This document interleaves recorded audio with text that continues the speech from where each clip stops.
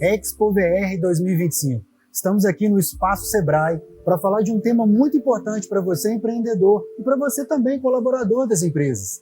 Inteligência artificial, junto, caminhando com a inteligência emocional. Ou elas são contrárias, elas estão brigando, são antagônicas. É isso que a gente vai falar aqui, vai mostrar para o empresário essa possibilidade dessa visualização num campo maior, unindo as duas potências, a inteligência emocional com a inteligência artificial, e aí sim, trazendo o seu negócio para um outro patamar. Quem aqui tem o ChatGPT no telefone? Todo mundo tem? Você tem, boy? Você tem ChatGPT no telefone? Você tem ChatGPT no telefone? Que isso? Que mundo você está vivendo, moço? Todo mundo tem o ChatGPT no telefone, ou, na maioria das vezes, no computador. Já mexeu, já teve esse privilégio aqui de mexer no ChatGPT. Até as crianças chegam. Você já mexeu, Arthur? Já mexeu, Maria? Todo mundo já mexeu no ChatGPT. Só que o que acontece? Como que a gente tem usado a inteligência artificial? Nós somos a primeira geração da história que está buscando conselhos com o ChatGPT, e não só conselhos empresariais, mas também conselhos emocionais. Quem viu aí a última moda que teve de perguntar qual é a minha bênção para o ChatGPT? Você perguntou, você também. A Anne também perguntou para você. Você sabia dessa, Maria? Então, nós somos essa primeira geração. E como que a gente está lidando com isso? Como que a gente está no nosso dia a dia entendendo até que ponto o ChatGPT vai influenciar a nossa vida ou não? Porque é muito sério. A gente está perguntando sobre questões emocionais para um algoritmo. Um algoritmo que não tem sentimento, um algoritmo que só coleta, analisa e responde através de dados, normalmente. E as empresas mais inovadoras do mundo, elas já começaram a perceber qual é o maior risco hoje no digital. O maior risco no digital, talvez para o empreendedor médio, é pensar o seguinte: eu preciso colocar a inteligência artificial no meu negócio o mais rápido possível. Hoje, no direito, a gente está usando. Vocês têm certeza que alguma coisa usam lá. O meu pai também já está futicando lá, mexendo, querendo saber, querendo aprender cada vez mais, trazer essa ferramenta que é uma facilidade para o nosso dia a dia. Porém, em todo caso, quem trabalha a inteligência artificial é uma inteligência emocional. A gente precisa estar minimamente equilibrado para poder mexer com isso. E as grandes empresas já perceberam que o maior risco não é ficar de fora da corrida da inteligência artificial somente. É a desumanização dos colaboradores. Você imagina um colaborador que tem os seus problemas na sua casa, os seus problemas de relacionamento. As mulheres têm o período dela, os homens têm os momentos também, a variação de humor. A gente tem várias coisas no nosso dia a dia que a gente precisa lidar. Então, se a gente for trabalhar só com máquinas, a gente precisa achar um meio termo em relação a isso. Ontem, um dos meus mentores, você conhece o Fred Patara, né? O Fred mandou uma mensagem. Eu trabalho no ramo do direito, a gente tem um escritório de advocacia, e ele falou para mim: olha, a inteligência artificial fez um contato com um cliente que acessou a nossa rede, conversou com esse cliente, coletou todos os dados, coletou todos os documentos, montou um contrato de honorários, enviou para esse cliente assinou, e ela entregou para o operacional, falou assim: agora vai correr atrás do direito desse cliente. Ele conseguiu validar isso ontem. Eu fiquei maravilhado. E o Fred é muito criterioso. Ele falou assim: cara, só vou liberar para vocês na hora que o negócio estiver 100%. E ficou 100%. Agora você imagina, ter uma inteligência artificial funcionando 24 horas por dia, 7 dias por semana, fechando contratos para o seu escritório, trazendo clientes, trazendo grana para o bolso do empreendedor. Isso é muito bom, né? Mas alguém precisa, em algum momento, analisar se esses fechamentos de contrato, esse diálogo com o seu cliente, está sendo assertivo. Se ele está conectando de alguma forma somente superficial, ou ele está aprofundando um contato, sob pena da gente desumanizar o nosso colaborador, a gente começar a preferir a inteligência artificial do que uma pessoa ali está fazendo o métier, conversando, conectando de verdade com esse cliente. E aí o empreendedor fica como o filme do Matrix. Quem já viu o filme do Matrix? Vocês já viram o filme do Matrix depois da inteligência, depois do ChatGPT? Veja, Eu vi no sábado passado agora. Foi fantástico, eu vi com outros olhos. Esse filme tem mais de 20 anos, se eu não me engano, ele tem 25 ou 26 anos. Ele é 97 ou 98. E o Neo, que é o personagem do Keanu Reeves, ele chega no momento que o Morfeu entrega as duas pílulas para ele. Fala, você quer sair da Matrix e viver a vida real ou você quer continuar nessa ilusão? E aí o empresário hoje, o empreendedor hoje, ele está nessa encruzilhada. Eu vou decidir focar na inteligência artificial, colocar todas as minhas fichas aqui. Olha o exemplo que eu acabei de dar para vocês. Uma inteligência artificial que funciona 24 horas por dia, 7 dias por semana, fechando contratos para o seu negócio. Isso já é realidade em outras áreas. Essa área do direito, ela é muito delicada porque a gente lida com questões que são subjetivas. Às vezes o seu direito é de uma forma, o seu é de outra. A gente mexe com o direito previdenciário. No nosso escritório tem um carro-chefe do direito previdenciário. Às vezes a aposentadoria do Marcelo é um tempo, a do André em outro tempo. O André trabalhou numa situação, ele trabalhou na outra. E a inteligência artificial conseguiu conectar isso tudo e colocar isso tudo. Então isso é uma maravilha. Mas a gente precisa entender que a gente precisa ter uma decisão, principalmente porque o governo já começa a olhar com olhos de cuidado, de zelo em relação à inteligência emocional, em relação ao cuidado que o empresário, o empreendedor precisa ter para o seu colaborador. Então, a gente não está numa corrida só da inteligência artificial. A gente precisa olhar a nossa inteligência emocional sem dúvida nenhuma. O Daniel Goleman, que é o pai da inteligência emocional, ele coloca esses 4 pilares aqui. A gente ter a autoconsciência, que é a gente entender o que a gente sente, como a gente sente, quais são os nossos gatilhos. A gente ter a autogestão disso. Tá, eu tenho raiva, por exemplo, Rafael, eu fico apavorado quando alguém para no caminho. Às vezes a pessoa está andando na calçada, aí o telefone dela toca. Eu quero passar. Eu fico irritado com isso. Eu reconheço, eu sei como é que é. Então, às vezes, eu estou vindo na rua, eu vejo que uma pessoa já para, eu já controlo a minha irritação, eu faço essa autogestão. Deixa eu ver por onde eu vou passar. É um exemplo bobo, mas é um gatilho que eu tenho. Eu confesso isso para vocês, mas eu fiz o quê? Autoconsciência, isso me irrita. Hoje a gente estava em São Paulo, eu e meu pai, e a gente tentou sair do estacionamento, o moço parou o carro na frente, estava conversando com a esposa dele.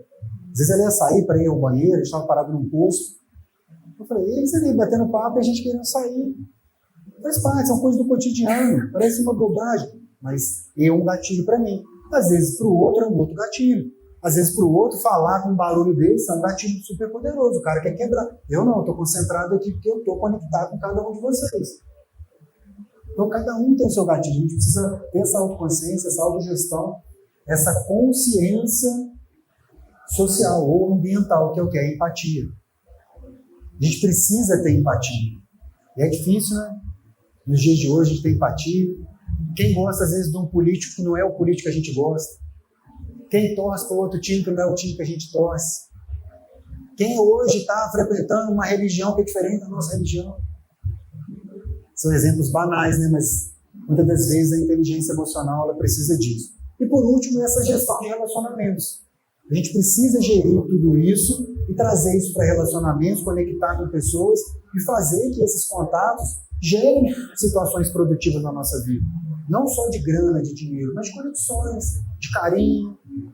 Né? Então, por que eu quis trazer isso daqui? Porque a inteligência emocional ela ainda não é capaz de ter todos esses requisitos, esses pilares, segundo o Daniel Goleman, que é o pai da inteligência emocional norte-americana. Em todo caso, a inteligência emocional ela tem o quê? Um processamento de dados poderosíssimo, um aprendizado contínuo e adaptação, é uma automação inteligente, ela vai entendendo. Hoje a gente estava até conversando isso com meu pai. Falei, pai, você tem que treinar um agente ali de inteligência artificial e ele entendendo o seu jeito. Cada vez mais, cada semana, cada mês, essa inteligência artificial ela vai aumentando a sua inteligência e ela vai trazendo, por fim, ali, essa democratização do conhecimento. Hoje, a gente pode perguntar para a inteligência artificial, para o ChatGPT, para o Manus, quem já usou o Manus? Essa inteligência artificial é poderosíssima, poderosíssima. Eu uso as duas, o ChatGPT e esse Manus. Esse Manus ele é o pai do ChatGPT, se você ideia. É muito poderoso. E ele traz essa democratização do conhecimento. A gente tem acesso a muita informação. Você pode montar um curso, você pode aprender algum tema de alguma coisa, você pode colocar, às vezes, um livro que você já leu há muito tempo atrás. Faz um resumo disso aqui para mim, traz os principais pontos. Essa palestra a gente montou com a ajuda da inteligência artificial. Esse programa que a gente está usando tem inteligência artificial. Porém, como eu falei, a inteligência artificial ela não tem uma emoção genuína, ela é imitação, ela não é real, ela não teve vivência. Como que ela faz uma conexão? Quando você está se tratando do seu cliente. Quando ela faz uma conexão, quando o seu colaborador, ou você como colaborador, está lidando com essa máquina. Ela precisa, a todo momento, dessa figura aqui, ó, que é a supervisão humana. A gente ainda precisa olhar. A gente está usando aqui, para essa aplicação, um aplicativo chamado Gama AI. Vocês já viram esse Gama? No Gama você coloca um texto ali e fala assim, eu quero que você gere os slides para mim. Ele gera, muito bacana. Mas para ficar tão bacaninha desse jeito, precisou da supervisão humana. Precisou do Luiz Otávio sentar ali, ficar horas ali ajustando, colocando. Ele estava ajustando até que agora, nos últimos momentos, o perfeccionismo humano, o carinho humano, a sensibilidade humana, para que isso ficasse mais conectado. Então a inteligência artificial ela tem muito valor, mas ela tem os problemas. E aí, voltei à questão aqui do ChatGPT, qual é a minha bênção? Não fique triste se vocês perguntaram isso, porque qual é a minha bênção é fichinha perto das outras coisas que estão acontecendo. Esses dias eu estava assistindo uma palestra de um dos meus mentores e ele perguntou assim, gente, alguém aí em algum momento já pediu uma profecia para o ChatGPT? E várias pessoas levantaram a mão. Vocês já perguntaram? Pode falar. Está sendo filmado, ele não está aparecendo vocês, não. O que é isso? É a gente, a gente misturando as bolas e trazendo para uma inteligência que só sabe analisar dados, compilar dados e nos dar resposta através desses dados, situações e questões emocionais e até mesmo espirituais. Quantas pessoas estão utilizando o ChatGPT como seu psicólogo, psiquiatra? Ah, não pode? Existem aplicativos, inclusive, para isso, que são bons e são validados. Mas eles são ali um SOS, uma situação momentânea. Não dá ainda para substituir o psicólogo, o psiquiatra. Eu não estou falando isso só porque minha esposa é psicóloga. Ainda não dá, a gente não sabe os riscos disso, porque é um compilado de dados. Não tem empatia, não tem emoção. Vou dar um exemplo para vocês. Um exemplo até que o Luiz Otávio contou no carro aqui agora para mim, que eu falei assim, uau. Pessoas que estão com uma situação de querer aniquilar a própria vida. Autoextermínio. Ela pergunta ao ChatGPT ou alguma inteligência artificial, por exemplo, qual é uma ponte mais alta, qual ferramenta ela pode usar nesse intento. O ChatGPT, ele tenta colocar para ela, olha, não é a melhor opção, eu sei que você pode ter a ponte, mas a ponte mais alta. Há uma maneira assim de fazer que é mais eficaz. Mas por quê? Ele foi programado para poder fazer isso, para nos incentivar? Eu desacredito disso. Não posso afirmar. A minha axiologia, vocês conhecem essa ciência nova? Todo mundo pratica ela, axiologia. A minha axiologia, que as pessoas que fizeram, programaram isso, elas não colocaram uma programação para nos incentivar ao extermínio, pelo contrário. Em todo caso, contudo, como é um compilado de dados, e aí vocês param para imaginar o problema que a gente pode se enfiar se a gente depositar toda a nossa conexão emocional, nossa dependência emocional numa máquina. Uma máquina que veio, repito, para trazer uma evolução, trazer muita coisa boa para nós. Assim como o advento da internet. Hoje a gente fala muito, né? Ó, todo mundo no telefone, as crianças no telefone, nós estamos enfiados com a cara nesse troço o tempo todo. Mas e os benefícios que isso trouxeram para nós? São gigantes. Até mesmo no momento que a gente viveu na pandemia, que foi triste, muitas mortes, aquele negócio de ficar em casa, vacinação. A gente passou um perrengue, né, como humanidade. Mas quantas coisas evoluíram nesse período que a gente precisou ficar recluso, que a gente precisou ficar dentro dessa situação chata. Então, a inteligência emocional, a inteligência artificial, perdão, ela vai ser, sem dúvida nenhuma, uma situação. Qual é a realidade disso? O empobrecimento, isso aqui são dados do Conselho de Psiquiatria. Tá? O empobrecimento relacionado à IA, relacional à IA, a solidão digital crescente, as pessoas estão cada vez mais preferindo ficar em contato com as redes sociais e com as inteligências artificiais, trazendo essa modernidade líquida. Os psiquiatras nomearam isso como essa modernidade líquida, ou seja, ela escapa pelas mãos. A gente está vivendo a modernidade, a gente está vivendo um boom tecnológico, mas o que é real está escapando pelas nossas mãos. E isso é muito preocupante. A OMS traz um dado de que a depressão é a segunda doença mais frequente aqui até agora no ano de 2025. Ela só perde para problemas do coração. Rafael, o que isso tem a ver? Se a gente está nessa leva de ter uma dependência emocional sobre máquinas, isso vai gerando distanciamento, isso vai gerando uma liquidez, uma água, um líquido que a gente não consegue segurar pelas nossas mãos. Isso vai gerando depressão. E assim, para ser bem egoísta, já que a ideia era a gente falar para o empreendedor, trazer aqui no Espaço Sebrae para o empreendedor. O que vocês acham que isso aqui vai gerar para o empreendedorismo?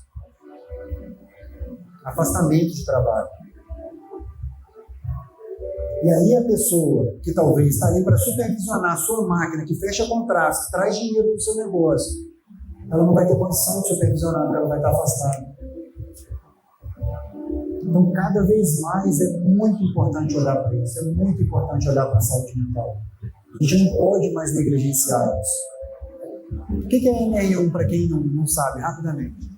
Aqui na CSN, dependendo da área que você está trabalhando, você precisa ter uma bota especial, uma roupa especial, você precisa ter o protetor auricular, você precisa ter o óculos, o capacete, praticamente em todas as áreas, né? E se você não estiver utilizando dessas ferramentas, a empresa ela pode sofrer punições, isso é lei, precisa acontecer dessa forma. E aí o que o governo, vendo esses dados, preocupado com a saúde do povo, mas também preocupado com os dados de afastamento. A gente não pode ser hipócrita e deixar isso de lado, ou falar, mas esse governo é isso, o outro governo era aquilo. Esquece quem está lá. O governo precisa analisar dados financeiros. E os afastamentos geram o quê? Geram um déficit financeiro para o governo, para o sistema da Previdência Social.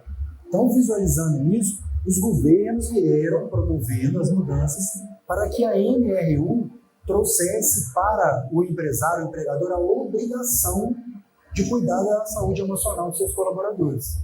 Então, isso ia entrar em vigor agora em 2025. Só que eles pontuaram que estava muito em cima, que não ia dar tempo de adequar e tal. Pediram uma prorrogação de 1 ano. O atual governo entendeu por bem fazer dessa forma, jogou isso para maio de 2026. Então, a partir de maio de 2026, as empresas terão que implantar sistemas de controle, detecção e controle da situação emocional dos seus colaboradores. Isso aí não vou fazer, vai dar um gasto muito grande, vai dar um prejuízo muito grande. Se algum dos seus funcionários, Deus me livre e guarde, aconteceu alguma coisa mais séria com ele, leia-se, a gente já falou dessa coisa mais séria aqui, e você não tiver esse programa ajustado na sua empresa, você vai ter um problema seríssimo com a justiça. Imagina uma situação, um operário aqui na CSN estava numa área de risco, mas ele não estava usando óculos, que era obrigatório. E aí veio o vapor e cegou esse trabalhador. Mas a empresa falou que ele tinha que ter usado óculos, mas ele não colocou. A empresa vai ser responsabilizada de alguma forma.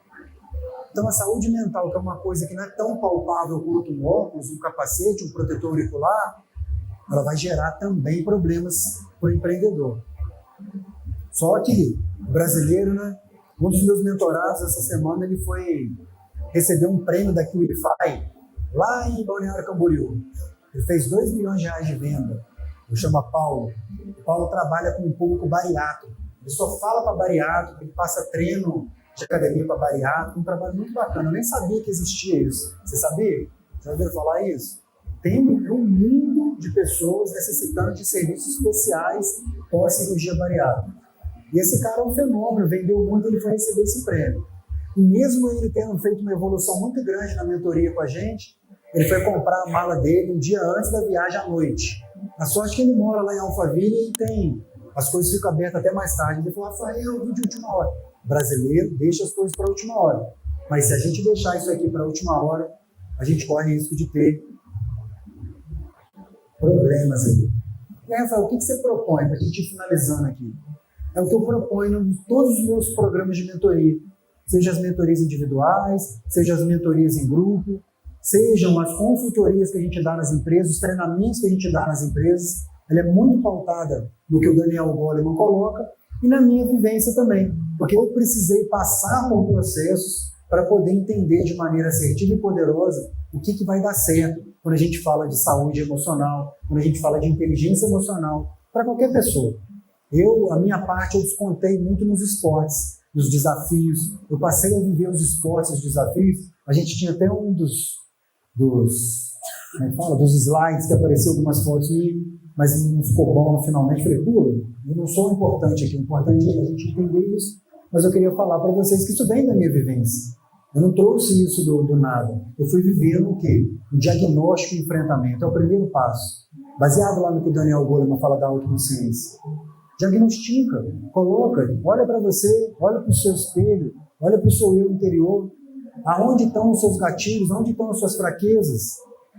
Tá, eu consigo entender. E agora? Agora você vai para a porrada. Você vai para o enfrentamento. Você vai vencer desafios. Os meus desafios, como eu falei, são do esporte. Vamos correr uma maratona, vamos entrar numa banheira de gelo, vamos vivenciar. Por exemplo, agora eu comecei a jogar tênis, eu quero tocar um instrumento. Vai trabalhando o seu cérebro para vencer desafios. Às vezes o seu desafio é ler um livro, às vezes o seu desafio é assistir uma palestra, às vezes o seu desafio é conversar, até aquela conversa de estômago, você fica adiando aquela conversa. Às vezes é o seu desafio. Só que você precisa vivenciar esse desafio, ter um enfrentamento. Com quem, Rafael? Eu gosto muito da palavra confronto. E quando eu falo confronto, a pessoa acha que é para brigar. Aí vai brigar com alguém? Não, não é isso. O confronto, o enfrentamento é com você mesmo. É o que o Cristo já falava lá atrás. Paulo falava também, é o bom combate. O bom combate é aquele que você combate com você mesmo. E aí a gente faz de uma maneira de treinamento, de mentoria, mostrando para as pessoas como fazer. Eu não tenho como aqui num espaço de 40 minutos aprofundar. Então eu vou colocar uns passos aqui só para vocês maquinarem. O segundo passo é o desenvolvimento de liderança e o desapego. Como assim o desapego? Vocês acreditam que algum líder que está apegado à sua cadeira, ele tem condição de liderar? Porque qualquer líder, ele não pode esquentar essa cadeira, não. Ele tem que preparar essa cadeira para outra pessoa sentar. Porque se ele não tiver nesse pensamento, ele nunca foi um líder. Ele precisa ter um desapego. E aí a gente traz também o desapego para o nosso dia a dia. Desapego de lugares, de pessoas, de coisas. Se você receber uma proposta amanhã para mudar para um outro estado, para um outro país, for uma proposta vantajosa, você vai crescer. Mas eu não saio aqui de Volta Redonda, eu não saio aqui de Barra Mansa. Sou agarrado aqui do meu povo, da minha terra. Bacana, bonito. Mas às vezes é a oportunidade da sua vida que você vai estar jogando fora. Os laços emocionais que a gente tem com os filhos, com os pais, que eu chamo de cordão umbilical, que a gente às vezes fica carregando, porque não desconecta do pai e da mãe, não vai viver a vida adulta. O próximo livro que eu vou lançar esse ano ainda, ele tem um contexto que chama assim, adotize-se. Cresce, ora bolas. E o terceiro passo, que é a implementação e a ressignificação. Depois que você se enfrenta, depois que você entende que você precisa desapegar de algumas coisas, você precisa ressignificar, você precisa liberar perdão, você precisa dar um passo adiante e deixar o passado para trás. Você não é o que aconteceu com você até hoje. Como é que o nosso querido Gil Máximo fala? Você não é a fase que você está vivendo, nem a fase que você viveu. Você é o que você quiser ser. Só que para construir isso, você vai ter que se enfrentar, você vai ter que desapegar e você vai ter que ressignificar. E o último passo é a expansão. Trazendo para o lado empresarial uma cultura de expansão. Você trazer isso para os novos líderes. Mostrar para ele que você não está segurando a cadeira para você. Você está preparando ela para ele. Ensinar que ele faça isso com outras pessoas. Assim as empresas vão crescendo, os empreendimentos vão crescendo. Essa cultura de expansão. E aí, pensando lá no contexto da Matrix, para a gente já ir finalizando. A Matrix ela foi profética lá atrás. A palavra Matrix com profecia fica meio assim, mas o filme é profético. Eu não sei se vai acontecer aquilo que aconteceu lá na Matrix, que as máquinas dominaram todo o contexto e os humanos passaram a ser simples corpos produzindo energia para que elas pudessem permanecer vivas, né? Esse é o contexto do Matrix, para quem não já viu esse filme tem tempo. Mas ela foi profética no sentido da gente ter esse cuidado de não desumanizar, da gente ter esse cuidado de não trazer para nós, para o outro lado, não é esse slide, gente, não trazer para nós, para o outro lado, a gente também não nos tornarmos máquinas, a gente não ficar tão frio, a gente não perder isso que só o ser humano tem. Então, no meu ponto de vista, a minha axiologia, como falei com vocês, eu não creio que as máquinas vão nos dominar. Eu acredito que a gente precisa trabalhar para a gente poder ter esse controle sem que a gente vire máquina, sem que a gente fique cada vez mais maquinal. E aí, como é que a gente vai fazer isso pensando como empreendedores? Trazendo a NR1, trazendo todo esse contexto que eu trouxe aqui. A gente vai fazer esse sentido de compliance, ou seja, a toque de caixa deu um problema aqui, gente. A gente não implantou os cuidados com a saúde emocional, a gente não equipou o nosso colaborador com todos os equipamentos de proteção e a gente teve um problema sério aqui na empresa. Um caso assim, assado. Aí é compliance. Compliance é o quê? Vamos apagar o incêndio para ver e depois a gente arruma. Ou a gente vai fazer um compromisso como um investimento estratégico. Muitos casos não só do afastamento, mas a gente vem trazendo casos de pessoas que estão entendendo, como eu falei, as grandes empresas, a necessidade da gente fazer esse desenvolvimento, esse investimento estratégico nas pessoas. Rafael, e aí? Qual é a resposta da questão que você trouxe lá no começo? Olha o mais chocante. A própria inteligência artificial entregou para a gente hoje. A IA vai nos substituir ou nós vamos deixar que ela própria tire essa humanidade da gente? As empresas e os empreendedores precisam pensar nisso. Precisam olhar isso com carinho. E a grande pergunta, a gente vai investir o quê? Em inteligência artificial ou em inteligência emocional? Eu vejo que é um caminho sem volta. A gente não está diante do Morfeu com as duas pílulas na nossa mão. A gente não vai ter a oportunidade de escolher. A gente pode até ter uma opção de investir um pouco mais em uma, mas a gente não pode abandonar a outra. Se a gente colocar toda a nossa energia, o nosso investimento na inteligência artificial e não olhar para as pessoas, para os seres humanos que estão ali, certamente a gente vai ter problema. E se no outro prisma a gente esquecer a inteligência artificial e entender que a gente precisa só cuidar das emoções dos nossos colaboradores, certamente a gente vai ficar para trás e outras empresas, os nossos adversários no campo do crescimento empresarial, né, os nossos concorrentes, eles vão literalmente nos atropelar, porque a inteligência artificial ela vai dar escala, ela vai dar oportunidade de crescimento de uma maneira grandiosa. Agradeço a oportunidade de falar aqui para vocês, a paciência de vocês me ouvirem até o final. Dizem que se não escanear esse QR Code e seguir lá o meu perfil, a sua inteligência artificial não vai te responder, a sua inteligência emocional vai ficar abalada. Segue a gente lá, obrigado, boa noite.